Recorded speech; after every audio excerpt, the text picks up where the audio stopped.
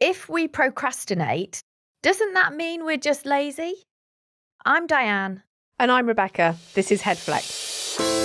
Welcome to Headflex, the podcast where you can listen to real-time coaching conversations to learn more about coaching and yourself. Join us, Rebecca and Diane, coaches with years of experience, to flex the sometimes messy hot topics in the workplace that we don't always talk about. Today we're talking about the dark art of procrastination, why we put things off and why we don't just get on with it. Putting things off can cause us to miss deadlines, rush things, and therefore affect the quality of what we're producing, generally reducing our productivity and efficiency and all the knock-on effects that come with that in relation to confidence, self-worth, and sometimes how we're perceived by others. So sometimes it just appears that everyone else has got it together except for you. Why do we put things off? When does it become a real problem? And what can we do about it? This really is the dark art. I don't think it takes much art or skill, though, does it? It comes quite naturally to a lot of people. Well, I'm very good at it, hence I think it's an art, an art form of itself. Yeah, what an interesting subject. And I think it comes up quite regularly. I mean, I've had it for years about, that whole challenge of procrastinating and why we do it. So can we start there? Because I think there's a whole subject to be had really about why we put things off. Yeah. Why do we do it? Yeah. And I think there's some school of thought around this, it's a bit of self-preservation. So, if we are worried about doing something or a particular task, then we might not want to feel those emotions. So therefore, we're sort of looking after ourselves by saying, well, this is quite a boring task. I don't want to feel bored. Or this task actually is really quite difficult. I don't want to have to go there and go through that extensive focus that I need. So I'm just going to look after myself and not do that and not feel that. Or actually, this is making me feel a bit anxious, actually even starting this task. So do you know what? I won't start it. Then I won't have to feel that anxiety. So I think there's something in there about kind of looking after yourself and sort of managing those emotions or not feeling those emotions. Yeah, it's this kind of protective layer, isn't it, that we put in place that will kind of put things off, but it will be to protect us in some way. It's like most behaviours, even if they're destructive, serve us in some form. Yeah. Procrastination is definitely one of those, where that layer is there. Yeah, because sometimes you're perhaps not in the right headspace or don't have the right energy to feel those emotions. So sometimes we're connecting with actually how we are that day and what our capacity is. And if we don't have the capacity or the energy to take on that task or to feel what might come with that, then maybe, there's a reason for it to sit there underneath. So I think, sometimes it's there for a reason. Sometimes we don't start something or approach something because there's something else going on there. And I think you experience that sometimes. Yeah, definitely. I think there's more I've worked on resilience, and that's where we kind of met, wasn't it? But, that whole idea of putting things off, but actually sometimes it's to be able to increase your capacity, to be able to deal with the demands of life, and it can serve you. For me, I think maybe this is just what I tell myself, but, procrastination for me can really serve me well sometimes because it's actually enabling me to rest a little. And I find that if I do then go for a walk rather than do the big piece of work, I come back more refreshed. I've given it some thought. It's got me thinking in a different way. So I think sometimes we can assume we're procrastinating and think, I'm just procrastinating, I'm putting that off. And actually, sometimes it's our brain's way of saying, do you know what? It actually needs a rest. You need to step away from this right now and go and do something totally different. So I really pay attention to that. To that voice that's telling me not to do that piece of work. Yeah. I'm very, very tuned in to that voice. But I really think there's something, in that. And I always think about my grandmother who's just kind of, so I'm just going to potter about for a bit. And I like a little bit of pottering about. Nice. And then I come back kind of refreshed. So I think procrastination kind of gets a bad, reputation sometimes for being a bad thing. And I think there's something in it that is self-serving. Yeah, I agree with that. I think there's definitely sometimes a reason not to just dive straight into something and actually think about it a little bit more.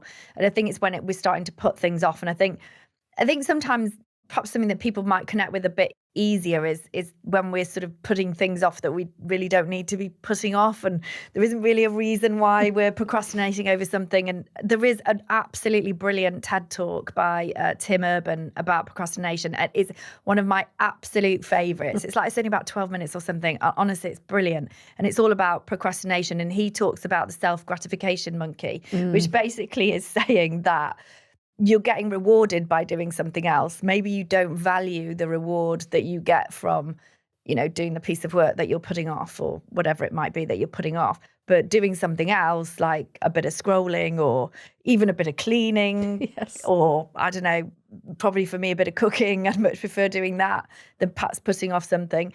So, and it's that instant gratification we get from doing something else is giving us the reward that we don't necessarily connect with what it is we're procrastinating over. So I think that's really quite interesting, and it's noticing when we're allowing that to hijack us a little bit. Yeah, I'm going to pay attention to that. I was thinking I might actually send this episode to my accountant as well, because it will explain a lot when he's chasing me daily for my accounts to come in. Because I am, that really is the dark art of procrastination, where my accounts are ready to be filed. So yes, but I really relate to that idea of that kind of instant gratification of doing something else, and you find yourself kind of procrastinating over doing the piece of work that you need to do.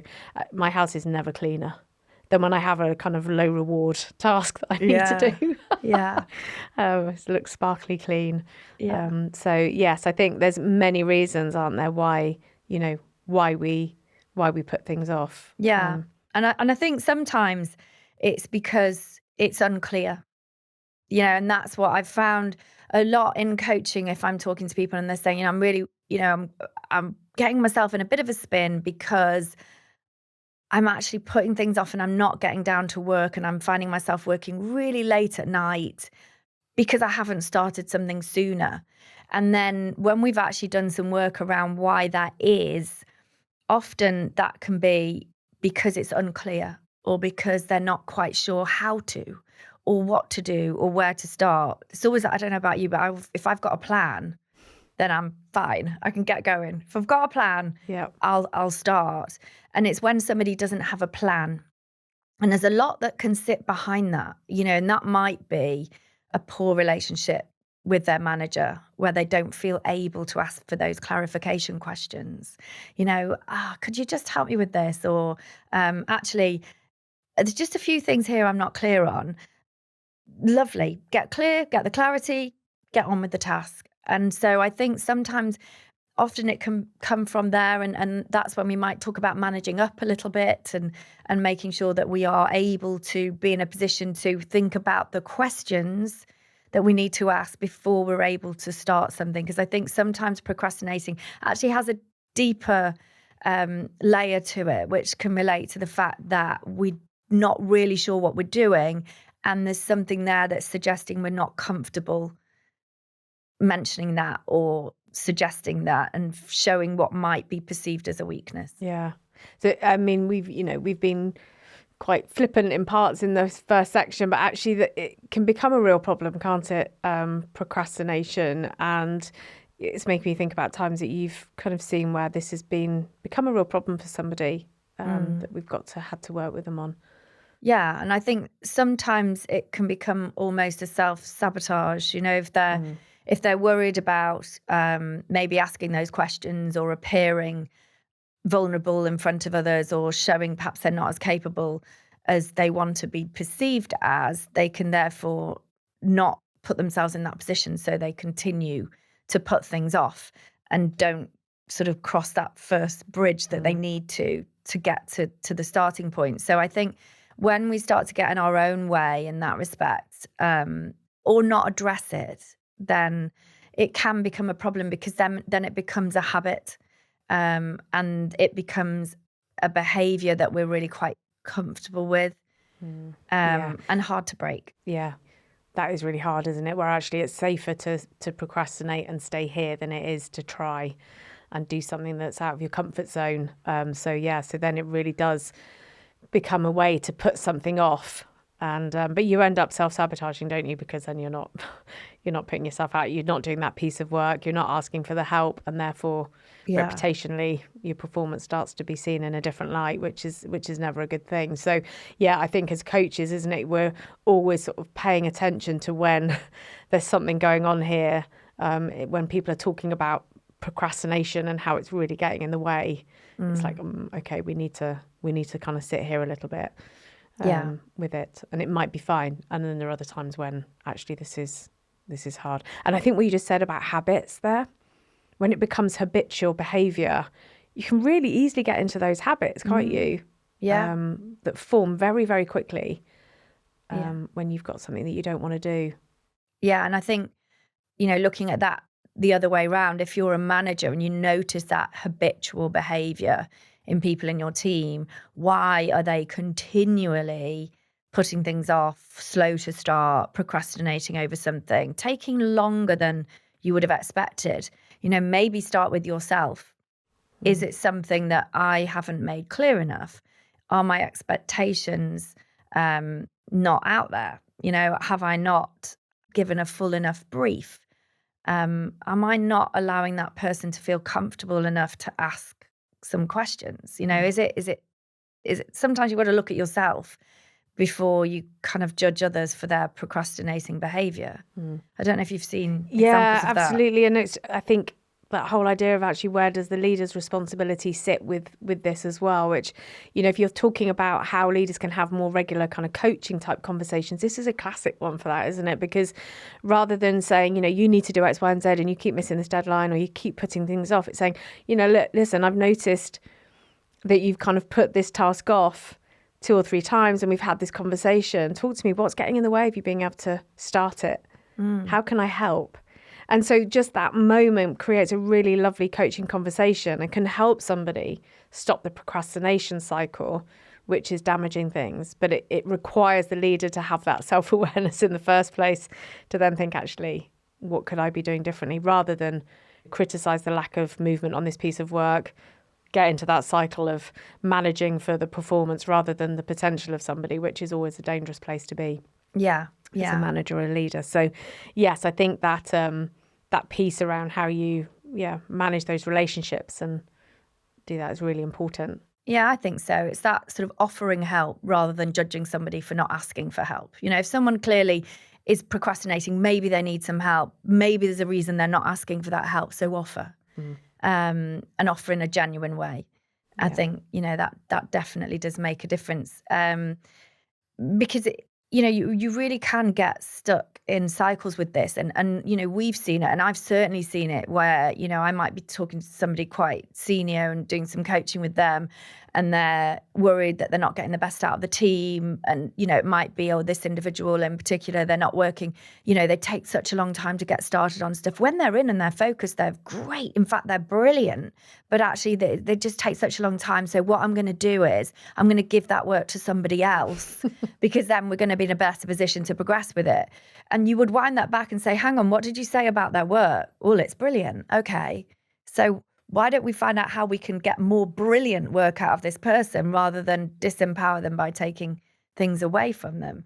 And it's quite an interesting conversation to have. It's quite a challenging conversation, but that's why people come to coaching. It's not not for the cozy chat and coffee. Absolutely. I was just thinking about other ways that we've seen people overcome procrastination or manage it, and thinking about myself as well, actually, because, I'm very conscious that this has been a real bit of Achilles heel for me over the past. But one of the things that has really helped me, and I've seen help others, is that idea of a kind of accountability partner. It's why actually working with somebody like you is really helpful, because, there is an accountability. Like, I don't want to let you down. Like, we create deadlines together. We say, this is what we're going to deliver. And if I don't, then I'm letting you down. I'm not being able to deliver that work for you, and therefore it's wasted work all round. So there's something about that accountability partner, or saying, right, I'm going to do this by this time, hold me to account for that. And that, I think, was talking to Sally Cater, who has been on our podcast before, who's a coach who has a specialism in neurodiversity, and she talks about kind of body doubling, actually, particularly with people with ADHD, where actually you can have somebody that's even online that they might be, sewing or doing something quite quiet next to you, but you feel that sense of accountability because they're sitting next to you.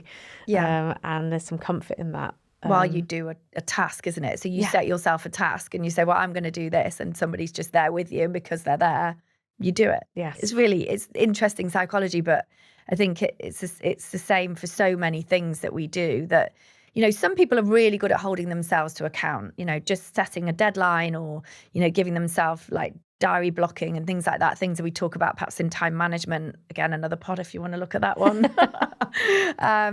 But those sorts of things, can work really, really well if we're procrastinating over something, setting deadlines, or just, I call it the 10-minute rule for me. It's like, just do 10 minutes, just do 10 minutes, just write the introduction or whatever it is, just do 10 minutes. And then I usually find that in my 10 minutes, I've found my focus and I've got into my vibe and I'm actually okay and I get on with it. So, just 10 minutes works quite well. And obviously the accountability thing for you and I think there's absolutely no way that I would do what we do together as well or as quickly or as in depth with sorry. So you make me do the thinking, and I make you do the actions, and then it works. But I'm accountable to you to do it properly and to think about it properly, and you're accountable to me to actually do it. Yeah. But actually there is something behind that, isn't there, which is often with procrastination, there's an emotion linked to it. And it's something that we do a lot in coaching, which is encouraging people and almost you kind of go into like teaching mode, don't you? But actually, what emotion are you feeling right now? We might use an emotion wheel because we don't talk about our emotions. There are hundreds of different types of emotions, but really we only have like angry, sad, happy or whatever. That's what we use. But if you get it out and say, right, actually, what's making me procrastinate? Actually, I feel fearful. Do I feel bored? Do I feel tired? Do I feel angry about having to do this? There's often kind of sometimes an emotion linked to procrastination that we've paid no attention to.